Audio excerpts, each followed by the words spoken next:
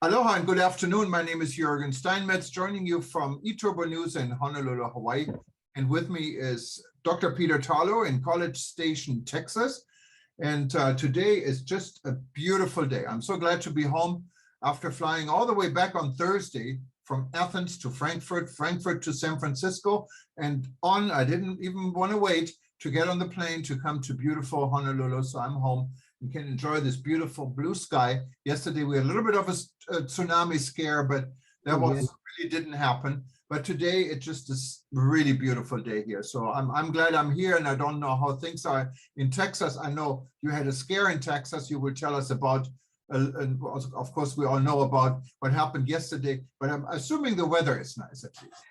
The weather is bright and sunny, but it is cold. So yesterday was a very windy day. As a matter of fact, I got a call from police around the world saying to me, "Are you okay?" And I thought, that's so strange. They're asking me about the wind. And then they said, no, about the attack in outside of Fort Worth. And I was walking, so I had no idea. You know, I was 200 miles or 360 kilometers from the place where it was taking place. So I had to come in, turn on the television, and discovered that they were having this. It's still unclear exactly what happened, but we do know that this British gentleman went into a synagogue. It's the closest synagogue to the Dallas-Fort Worth airport. And that's another strange thing. We don't know why he wanted the synagogue close to an airport. And it seemed to be a very strange thing. There were thousands of people. They were having Saturday Shabbat services. And because of COVID, they had very few people in the sanctuary. Almost everybody was online, and they were doing live streaming. They had well over 1,000 people on services via streaming, but very few people in the synagogue. And exactly what happened is still unclear. It is very clear that law enforcement did an extremely good job of working together, and that was important. What we don't know is if this was a trial balloon by Al-Qaeda. There have been threats against the United States, or if this was just a nut, just some strange man who did whatever he did. It does not appear, at least right now, but we may discover more right now, that it was really anti-Semitic. As a matter of fact, the Muslim community came out really condemning it very hard. And in a sense, that's kind of symbolic, because this weekend is Martin Luther King weekend. And that's a weekend when we're all supposed to be taking time to think about how we can work together, as no matter what your color of your skin or your ethnicity or your race or your national heritage, how we can each learn to appreciate the other person as a human being. And so all of a sudden, the whole weekend blew up. Of course, if you watch some of the news stations in the United States or in Canada, people were watching all over the world, and it became the #1 topic. So who knows? It might be just a single incident that won't be connected to anything else, or this could be the beginning of a series of terrorism attacks around the world. And were it to be the latter, and let's hope it's not, then that will really impact tourism tremendously, because we're just starting to see the first flowering of recovery, maybe from COVID and from everything that's taking place with the COVID problem. And now the last thing we need is major terrorism that would take place like a 9/11 around the world. So that would set the tourism world back tremendously. Again, we don't know. But interestingly enough, the gentleman who took the hostages at the synagogue, he said to the rabbi, I really feel akin with you and I like you. So most terrorists don't tell the people they capture how much they like them. On the other hand, he was very clear from the beginning that he was going to die.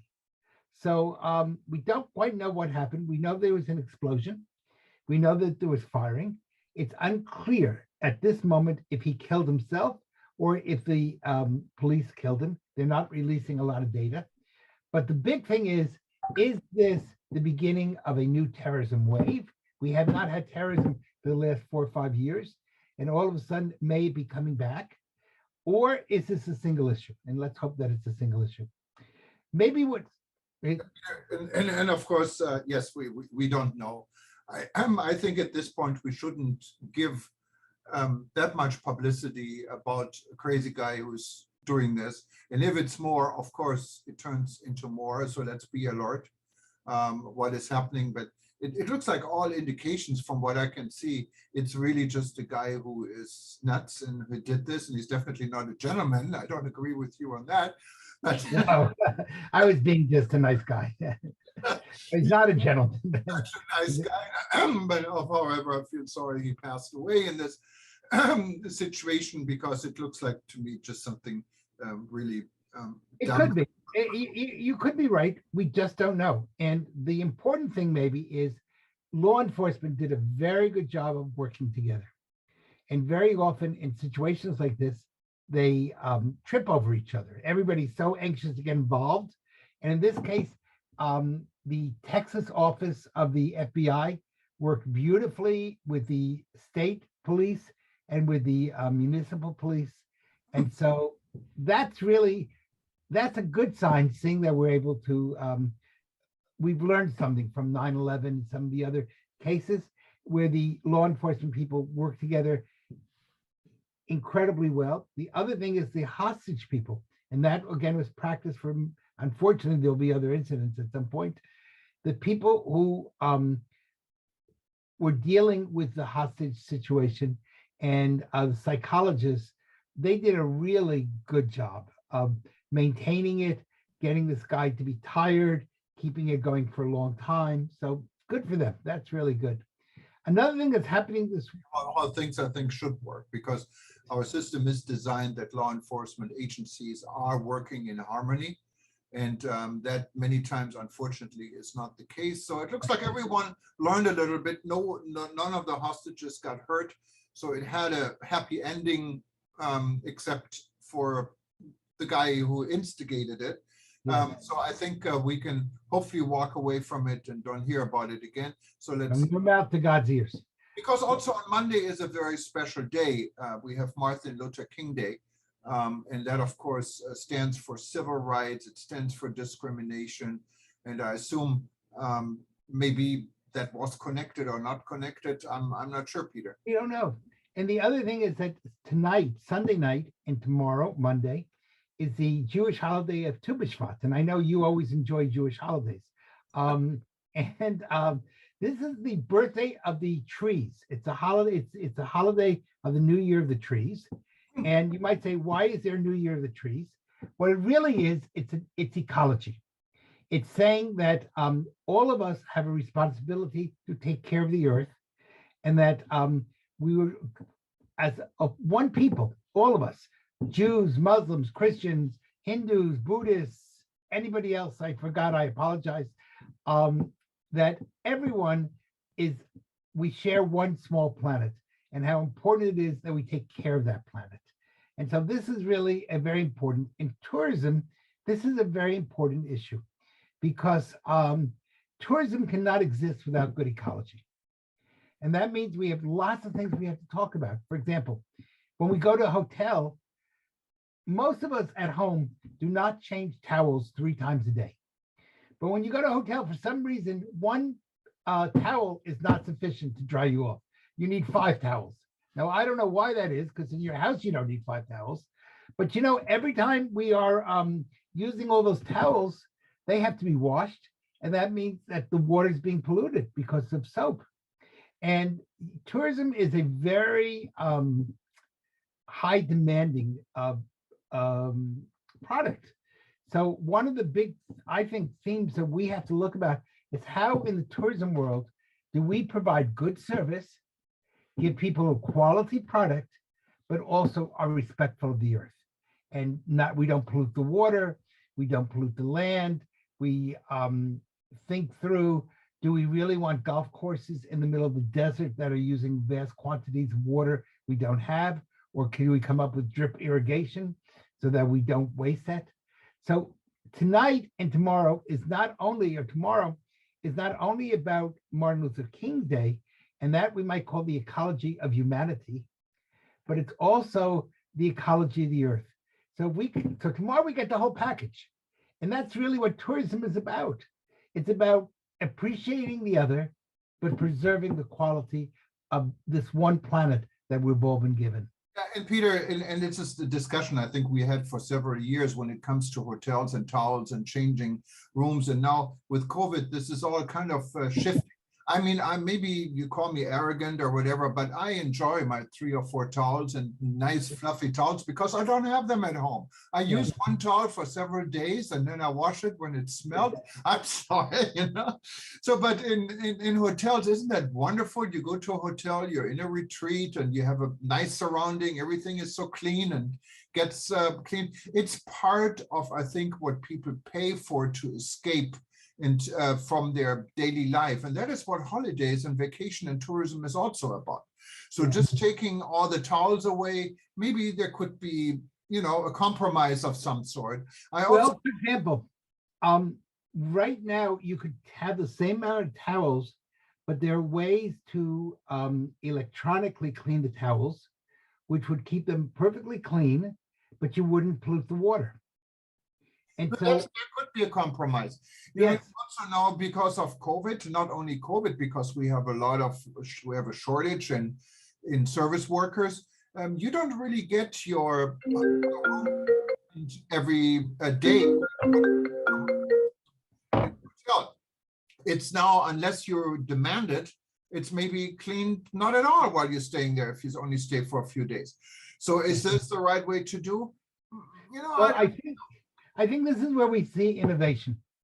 Just like, for example, agriculture used a huge amount of water, and then the Israelis developed drip irrigation so that you can now irrigate large amounts of farmland with very little water.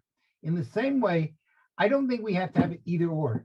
I understand what you're saying about the luxury of when you travel, you do want something special. You want to feel a little bit like a king, you know, and taken care of. I understand that. On the other hand, why don't we use science and innovation to come up with ways to still let you have clean sheets every day, to have a clean towel every day, but not to pollute the water or not to pollute the land? How can we take the garbage, that is huge amounts of garbage, and turn that into energy and use that energy to power the air conditioning systems? Absolutely, Peter. That's the compromise I was talking about. It's getting a little bit worse, and I don't know really where we're heading with this. But because of COVID, you know, I just got back from a trip and I stayed in a hotel for almost a month now. And every hotel I was in, when you go to breakfast and you have your breakfast buffet, you have to wear plastic gloves. And everything is in gloves. You know, everything in some parts you don't get to use real glasses. It's also plastic now again. And that's what's polluting. That's another problem. In the United States, in many states like here in Hawaii, you pay 10, 15 cents for a plastic bag. And then we're using all this plastic to prevent COVID. Are we really preventing COVID in using plastic gloves? And on top of that, I don't know about in Hawaii, but in Texas, very often, when you go to a buffet, the first time you go, you wear the plastic gloves. But then the gloves don't fit the second time. So the people at the buffet, when they go back, now they do take a clean plate, but they never use the plastic gloves the second time. So what is it saying is the first time I go to the buffet, I'm going to get you sick if I don't use my plastic gloves. But on the other hand, the second time, I'm not going to get you sick. Now, the other side of that is all that plastic was based on the original concepts of COVID, which we believed, if you remember, that, and everybody believed it, that COVID could be got by touching. So when people would come back from their groceries, they wiped down all the groceries. They had special sprays so that you wouldn't do it. You shouldn't have to touch a supermarket cart, etc. Now we know COVID is an airborne illness. So in reality, all these plastic gloves do no good, but they do harm. And sometimes I think we're just stuck into patterns, and we don't think, when we try to solve one problem, we make another problem worse. And again, tourism cannot survive in a world destroyed. And so we have to figure out really creative ways to get together and to think through what can we do to make the earth a better place. I've just wrote a little analysis, and I pointed out that in the book of Psalms, it says the earth is the Lord's and the fullness thereof. In other words, we're just lent this planet for the time we're here. It's our job to pass this planet on to the next generation. And in tourism, that's especially true, because if we have dirt on the city. I don't know if you've seen all the garbage in Los Angeles or San Francisco. People don't want to go. They just don't want to go. No, absolutely. We run into a completely different issue than also with climate change and other things everyone is talking about. It's definitely, it's maybe to another subject, Peter, in what I noticed, and you remember here at eTurbo News, we had a number of stories about a year ago about the quality of masks people should be wearing. Yes. Protect themselves and protect others. And I think I had a very good friend from Germany on this, who's a pharmacist and who is kind of an expert in this field. And he already told us more than a year ago that wearing of a KN or N95 type mask, and there's several words for it. Europe has it, they don't call it N95, they call it F something. And in China, they call it KN95. But that these type of masks are quite a bit more effective because different from a surgical mask, they protect yourself and not only others. So, and that was a big subject because at that time in many European countries, it was illegal to go into a building with the surgical mask. And I can tell you, just coming back from Europe, and many of our listeners in Europe will confirm this, the surgical masks are now pretty much illegal. You cannot buy them really anymore. And if you wanted to go into a restaurant, into a building or anywhere, you have to wear the N95. It's the law, but even more important, on a plane. If you want to get on an airplane and boarding a flight in the European Union, for example, you have to wear an N95 mask on the flight at the airport. Now, strangely, once you land in the United States and you change planes, all of these rules are no more. All of a sudden, you're completely okay to wear your surgical masks. I noticed this when I came in on United Airlines from Frankfurt to San Francisco. Everyone was wearing the good mask, the N95, and once I changed planes to Hawaii, no one was wearing N95. Why is this, Peter? Well, there's a big debate, as you know, in the United States and actually in much of the world over the whole question of masks. There's some people think none of the masks do any good at all, and the whole thing is just a charade. And there are other people who believe that masks are very important. And that's a debate that's going on. I certainly can't answer why Europe has gone one way and the United States another way. It may be questions of cost. The other thing is we're now getting, for the first time, to combine what you're saying with the ecology theme of the day, we're getting mask pollution. In other words, if you walk down the street, you're seeing people throw their masks on the floor, on the ground. They use a lot of plastic again. And again, we don't have a balance. What we really need to do is create a mask that when you're done with it, it dissolves. And so that but we're not using, we're as a society and the tourism world should be leading this effort.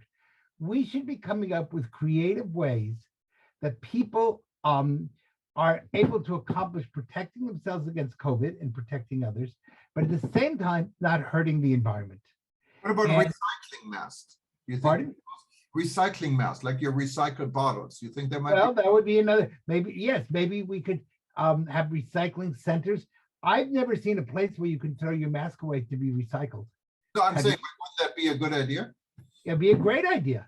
Or some way, either a recycling mask or a mask that somehow dissolves, but some way, because right now we're getting massive pollution. We're going to have a world of mass pollution, and it won't be mass pollution, it'll be mask pollution.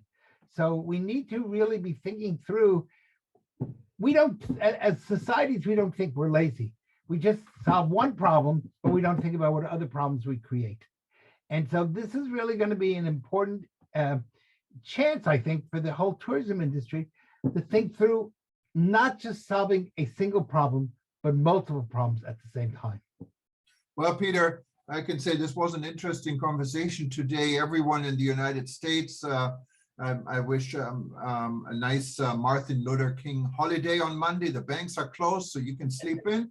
And And have some fruits and vegetables as it's Tu B'Shvat. Everyone should be having lots of fruits and vegetables, which is good against COVID, but it also celebrates ecology. Yeah, and we have a lot more to the show today. So don't hang up yet and don't walk away, because we're going to hear from Miguel Turruco Marquez. And I probably pronounce it wrong because you speak Spanish and I don't. But he is the Secretary of Tourism in Mexico, and he will be speaking to us. And this was taped yesterday or last night on Saturday at the SCOL General Assembly for the SCOL Club in Mexico. And also our good friend Borkin Turkan, who is the international president of SCOL International, attended and sent us this tape. So listen to this, and if you wanted to listen to our discussion again or to the Secretary of Tourism, just go to our YouTube channel. You find us there, and you find all our events in the past, and you can listen to everything again, because some of these subjects become relevant again. Like, for instance, the one I mentioned about masks. We had this discussion about a year ago, and when CDC had completely different guidelines. Now they turned it around 180%. So how much can you really trust a CDC? I don't know. It's maybe another discussion. But for everyone else, I hope you enjoy your Sunday. Everyone in the United States, enjoy Martin Luther King Day, and save the environment. And let's find a way you can get fresh towels every day without hurting the environment too much. So I like your electronic solution, Peter. And just stay tuned. We'll hear from Miguel now. Miguel, okay. Aloha from Hawaii. Adios from Texas.